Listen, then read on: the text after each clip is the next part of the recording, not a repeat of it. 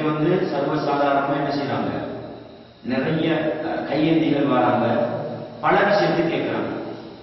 நீங்க என்ன செய்யணும்னா அவங்களோட மத விவகாரம் சம்பந்தப்பட்ட விடயத்துக்கு கேட்டால் அதுக்கு கொடுக்கக்கூடாது.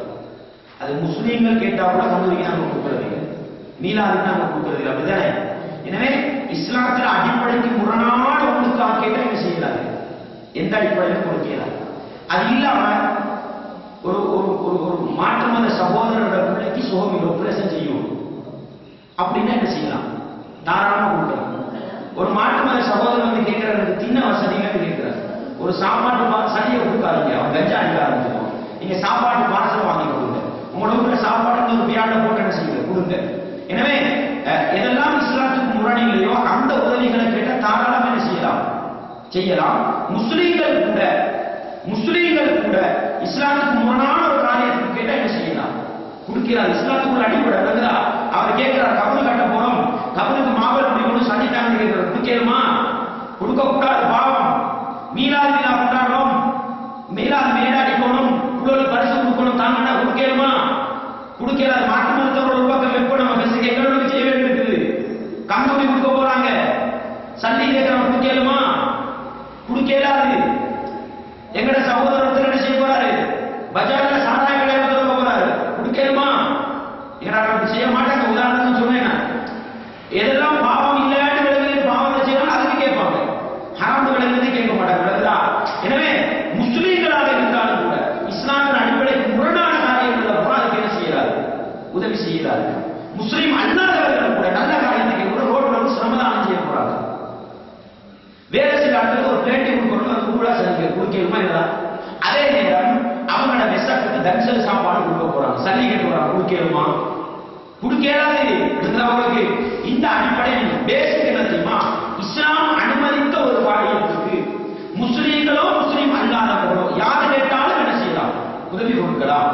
இஸ்லாம் அனுமதித்த ஒரு காரியத்துக்கு, இஸ்லாம் அனுமதிக்காத ஒரு காரியத்துக்கு முஸ்லீம்கள் கேட்டாலும் கொடுக்கலாம், மாற்று மதத்தவர்கள் கேட்டாலும் கொடுக்கலாம். இப்ப எனக்கு நடைமுறை ரீதியான ஒரு பிரச்சனை வரும், வீட்டோட அளவுக்கு வராது, கடை நானத்தவங்களோட கடை செய்யும். இப்ப பேசாதுக்கு என்ன செய்வாங்க, நாங்க தூரம் போட போறோம் சதித்தாங்கன்னு கேட்பாங்க, நாங்க தன்சல் போட போறோம் சதித்தாங்கன்னு கேட்பாங்க. ஆட்டோமேட்டிக்கா இது பிரச்சனை, அப்படிதானே? நிறைய பேர் இது ஒரு நியாயமான ஒரு கேள்வி. இதுக்கு நம்ம முதலாவது என்ன சொல்லணும்னா, அவர் உட்கார வச்சு அவர் ஒரு டீயை வாங்கி கொடுத்து போட்டு நம்ம முதலாவது எங்களோட அடிப்படை அவர் விளக்கப்படுத்தும். என்ன அடிப்படை? நம்ம இதுக்கெல்லாம் குடுக்கல உடைச்சு சொல்லாதீங்க. நீங்க முதலாவது சொல்லுவீங்க, பாருங்க இஸ்லாம் ஒரு அடிப்படை வச்சிருக்கு, இஸ்லாம் அனுமதிச்ச விஷயங்களுக்கு தான் கொடுக்க சொல்லுது. எங்களோட ஒரு முஸ்லீம் சாராய கடை திறக்க போறாரு, அதுக்கு நாங்க சளி கொடுக்க மாட்டோம். எங்களோட ஒரு முஸ்லீம் தியேட்டர் கட்ட போறாரு, அதுக்கு நாங்க சளி கொடுக்க மாட்டோம். அதே போலதான் எங்களோட முஸ்லீம் ஒருத்தர் கபரு கட்டுறது தெரியுமா, அப்படிதான் கேட்கணும். நம்ம கபரு கட்ட போறாரு, அந்த கபரு கட்டுறதுக்கு சல்லி கேட்டால் ஒரு முஸ்லீம் கொடுக்க மாட்டார். எங்களோட முஸ்லீம் கந்தூரின்னு எங்களை பெரியார்களை ஞாபகப்படுத்தி சாப்பாடு கொடுப்பாங்க. நீங்க எப்படி தரிசல் கொடுக்குறீங்களோ அப்படி நாங்க நியாயபூர்வமா விளங்கப்படுத்தணும். நீங்க உங்களோட மத தலைவர், உங்களோட புத்தர்ன்றவர், அவருக்காக நீங்க எப்படி தானம் கொடுக்குறீங்களோ அது போல எங்கடாக்கள் என்ன செய்வாங்க, கண்டுபிடின்னு சொல்லிக்கொண்டு கத்தவன்னு சொல்லிட்டு செய்வாங்க. இதுக்கு நாங்க முஸ்லீம்கள் கேட்டா முஸ்லீம்களுக்கு கொடுக்க மாட்டோம். நீங்க வேதை கொண்டாடுறீங்க, நீங்க பிறந்த தினம் கொண்டாடு, அது மாதிரி எங்கடாக்கள் என்ன செய்வாங்க, மீனாதி விழா கொண்டாடுவாங்க. அது இஸ்லாத்துல இல்ல, அதுக்கு கேட்டாலும் நாங்க என்ன செய்ய மாட்டோம், கொடுக்க மாட்டோம். அதே போல நீங்க கேட்டிருக்கிறது உங்களோட மதம்.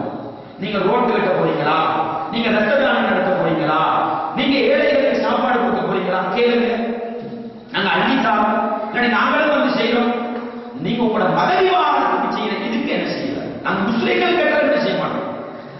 எனவே நீங்க இதை புரிஞ்சு கொண்டு என்ன செய்யுங்க, எங்கள்கிட்ட கேட்காதீங்கன்னு சொன்னா, மனித நேயம் உள்ளவன் மதத்தை மதிக்கிறவன் தான் 100% கட்டாயம் நடக்க செய்வான், வரவேற்று போவான்.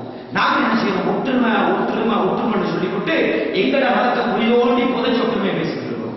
அதனால என்ன நடக்குது, பஜார்ல 10 பேர் கொடுத்தா 11ஆவது காட்டி படிச்சு அல்லா போதுமானம்.